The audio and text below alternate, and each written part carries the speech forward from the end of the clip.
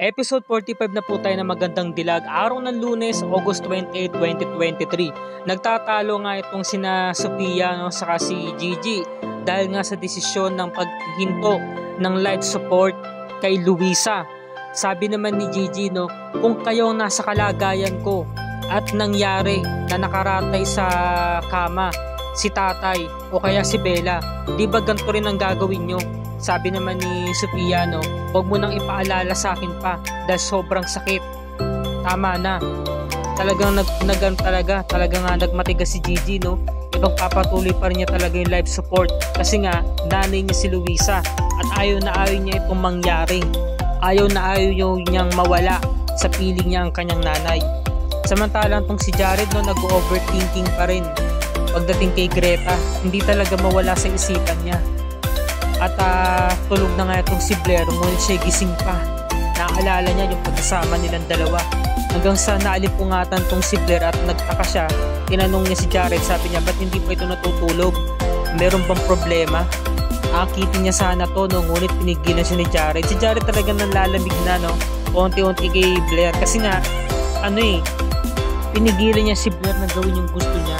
Sinabi lang talaga ni Jared na, meron siyang insomnia dahil pagod siya sa trabaho. Samantalang tong si Gigi, tinabihan si Luisa sa pagtulog at kinabukasan na nga, ginising siya nito ni Sophia dahil nakahanda na ang breakfast. So, kailangan niya daw magpalakas, kailangan niya matulog sa kanyang kwarto. Hindi kasi siya makakatulog kung kasama niya ang nanay Luisa niya, kung dyan nga naman siya matutulog.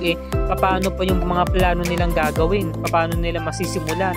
Ngayon, ang sabi nito ni Gigi, hindi ko na alam kung sisimulan ko pa yung plano ng paghihigante kung mawawala na si nanay. So sabi naman ni Sophia, so ang ibig mo sabihin, nagbaback out ka na sa mga plano natin? Gigi, pumarap ka sa nanay mo, tinan mo yung mga bakas na iniwan sa kanya ng mga kalaban natin, yung sugat, yung peklat, lahat ng yan kagagawan nila. So sa tingin mo ba may mangyayari kung wala kang gagawin? Kahit ano man ang mangyari sa nanay mo, mabuhay man siya o mamatay man siya, hindi pa rin mawawala ang sakit na iniwan sa iyo ng mga kalaban mo, Samantala, ito na, nagkaroon ng one-to-one talk, heart-to-heart talk itong doktor saka itong si Sophia. At sinabi nga ni Sophia na in denial stage pa rin itong si Gigi dahil nga alam niya na talaga na wala nang mangyayari, pero hoping pa rin siya bilang isang anak na mailigtas pa rin ng kanyang nanay. So, ikaw ang doktor dito, ikaw ang head, ikaw ang mas nakakaalam. Kaya ikaw lang ang makakagawa nito. So nakatulog yung doktor, sabi ng doktor. So ang ibig mong sabihin, kakausapin ko si Gigi na siya mismo ang tumanggal ng plug, 'di ba? Para mahinto na yung life support. I'm sorry, ma'am. Hindi ko po tungkulin yan, hindi na po parte ng ethics namin yan bilang isang doktor. Dahil po ang mas may karapatan na magdesisyon nito, walang iba kundi ang malapit na kaanak ng isang pasyente.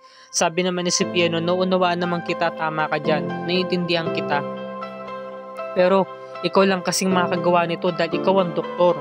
Samantala ito na, in-examine pa rin niya si Luisa at kinamusta ito ni Gigi. Sabi ng doktor, unconscious pa rin ang kanyang lagay, dahil nga matagal na siyang nakoma. Nakikita naman natin na hindi na talaga nagre-response ang katawan niya. Huminto na rin kasi ang paggalaw, pag-function ng kanyang utak. Tatapatin na muli kita, Gigi. Tanging makina na lamang ang nagbibigay ng life support sa nanay mo.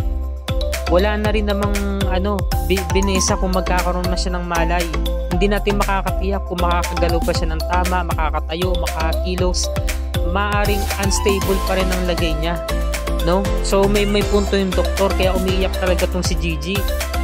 Kaya umiiyak talaga siya. So ito, humihingi siya ng tawad sa nanay niya dahil nga kasalanan niya kung bakit nagkaganito yung buhay ng nanay niya, nadamay.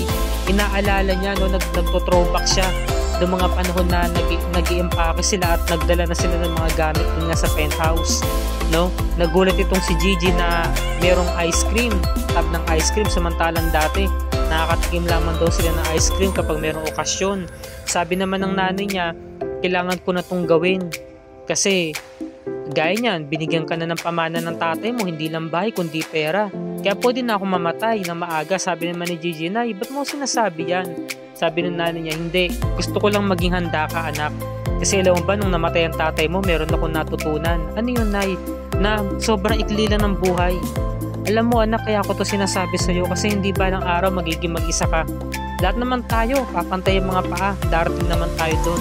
Ang sa akin lang, gusto ko maging handa ka. Sabi naman ni Gigi, no, Nay, pwede ba wag ka nga magsata ng ganyan, wag muna tayong maging nega. Basta bukas na bukas, ang gagawin natin, magka-shopping tayo. Bibilin natin kung ano yung mga gusto natin bilhin. At dadamhin ko yung mga pamanang ibinigay sa akin ni tatay. Basta Nay, huwag mo nang ulitin yan, huwag mo nang sabihin yan kasi ayoko talaga ng mga nega. Ngayon pa nga lang, niisip ko na kung paano kung mawala ka, hindi ko kakayanin, no? So sabi naman ng nanay niya, no, sige na nga, kumain na nga tayo ng ice cream. Ayan, no, naghalikan sila. Ayan, niyakap siya ng nanay niya. Inaalala niya. So iyak talaga ng iyak si Gigi. Sabi niya, no, patawad Nay sa desisyon na gagawin ko. Hindi ko to ginusto, alam ko mabigat to sa kalooban ko. Patawarin mo ko, Nay. Sa wakas, hindi ka na rin makakaramdam ng sakit. Wala ka nang iintindihin pa dahil malaya ka na. Huwag mo na akong isipin na kasi okay lang ako. Okay na naman ako. So sabi niya kay Tita Sofia niya, no, Tita Sofia, nakapag-desisyon na po ako. Ititigil ko na ang life support ko kay nanay. Umiiyak pa rin siya, no? Mabigat din sa kalooban ni Sofia kaya nalulungkot din siya at napapaiyak na rin siya. No, hinimas-himas ni Gigi yung kamay ng nanay niya, hinawakan niya ang palad nito. At tumayo na nga itong si Gigi para tanggalan na ng life support itong si Luisa. Ngunit umiiyak pa rin talaga siya dahil nga sobrang sakit ng kanyang desisyon na gagawin. No, dahan-dahan niya itong i-off yung machine. Samantalang tong si Jared, talagang nagdidelirio siya, no? Talagang nababalo na siya kay Greta. Ang tingin niya doon sa babae na kasama niya sa sports club. Si Greta, tinawag niyang Greta. Ngunit nung lumingon yung babae, iba pala. Sorry, akala ko yung kaibigan na tinatawag ko, no? So nahuli siya ni Blair. Sabi niya, babe, anong ginagawa mo dyan?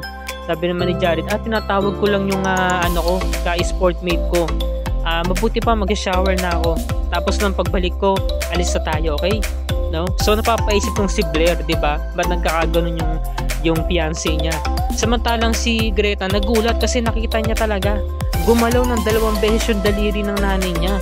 Sabi niya, Nay, look, gumalaw po yung daliri ng nanay ko. Kitang-kita ko. Nagkagulo na. So sabi nung ni Sofia, no, Doc, pacheck na muna siya, please. Chinek yung vital signs. Sabi naman ni Sofia, hayaan mo na muna siya. Alam ito ng doktor niya. Sige na, Gigi, no? Umiiyak yung si Gigi dahil nakikita niya talaga nag-response yung nanay niya. Isang milagro yung nangyari. Sabi niya, Dok, Tita Sofia, ba't ganito? Ano nangyayari? So, nagbigay ng sign yung doktor na okay na si Sofia, di ba? Iyak na iyak talaga si Gigi at todo yung pasasalamat niya. Ngayon, masaya na siya dahil sa kabila ng mga pangyayari, no, huminto yung pag-function ng utak ni Luisa at tanging makina na lamang ang bubuhay sa kanya. Pero sa isang iglap, bigla itong gumana muli. Kaya bumalik na yung hinga niya, humihinga na siya, di ba? Humihinga na siya diyan, no. Kaya nasabi ng doktor, talagang milagro na talaga maituturing ito. Siguro hindi ko maipaliwanag kasi nga 1 taong nakomatos ang nanay mo, Gigi. So talagang wala na talagang pag-asa, pero dahilan nito ay yung naririnig niya kasi yung mga sinasabi mo. Nakikinig siya. Ganyan kasi ang mga nakoma, di ba? Kahit na hindi nagre-response ang katawan, pero yung diwa nila, gising. Nakatulong din dito yung paghaplos mo sa kanyang katawan. Yung paghaplos mo sa kanyang ulo, sa kanyang palad. Kaya ito siguro yung dahilan kung bakit lumaban siya. Ipinakita niya na lumalaban siya at bumalik siya sa'yo. Samantalang ito na namulat na yung mga mata ni Luisa. Pinapakain ni Gigi ng lugaw kasi nga naman baka sakaling bumuka ang bibig nito at kumain. Ngayon sabi naman ng doktor, wag na muna nating madaliin, no? It takes time kasi nga naman 1 taong nakoma ang nanay niya. So para bang nahinto yung paggalaw ng mga katawan, di ba? So kailangan pa itong i-practice. Kaya kailangan niya daw muna maghintay. So hindi naman daw niya masisisi itong si Gigi kung bakit hindi siya makapaghintay kasi excited talaga siya. Samantalang tong si Atty. Eric biglang dumating kasi nga 'di ba meron siya mga katanungan na dapat na na alamin tungkol kay Sofia. Dahil nalaman niya na si Sofia Robles pala ang business partner nito ni Greta sa Bellatrix. So malalaman niya na kaya ang tinatagong sikreto ni na Sofia Robles at ni Greta. So ito na, no? Merong sinasuggest ang doktor na kailangan daw ilabas itong si Luisa. Ngunit tinututulan nito ni Gigi kasi nga naman kapag lumabas si Luisa, papaano kung may makakita sa kanya at papaano kung mapahamak na naman siya. Samantalang itong si Allison, pinababastos na siya sa publiko. Binastos siya ng isang lalaki, no? Inaalok siya ng one night stand, babayaran daw siya.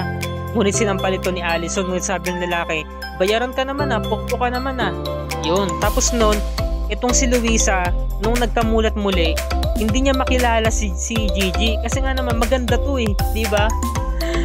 Ilang araw, ilang panahon siyang nawalan ng malit, tapos paggising niya, pagmulat ng mata niya, isang magandang dilag ang bubungad sa kanya. Kaya nga pinakilala ni Gigi yung sarili niya, nay, ako po si Gigi. So ito yung dapat nating pakatutukan mga kapuso bukas araw ng Martes, episode 46. Talagang kaabang-abang na talaga. Sobrang ganda na dahil sa wakas, nagbalik na muli si Luisa, ang nanay nito ni Gigi. Kaya magsisimula na muling ipagpatuloy nila ang kanilang paghihiganti, silang dalawa ni Sofia. At aalamin natin kung nasabihin na ba talaga nila yung kanilang tinatagong sikreto. Aamin na ba sila kay Attorney Eric? Ngayon natukoy na ni Eric, no, na meron palang tinatagong pasyente itong si Sofia at meron siya nakitang dalaga doon sa loob ng kwarto. Sino ba yung dalagang yon? Ito ba si Gigi o ibang babae? Yan ang sabay-sabay natin pakatutukan bukas mga kapuso. At kung bago ka pa lamang sa akin channel, i-like mo ang video na to at i-share mo na rin sa iyong social media platforms. I-hit mo na rin ang subscribe button with notification bell icon para lagi ka updated sa mga episodes ng magandang dilag and other GMA shows tulad nito. Maraming salamat sa inyong panonood mga kapuso and happy holidays everyone. God bless us all.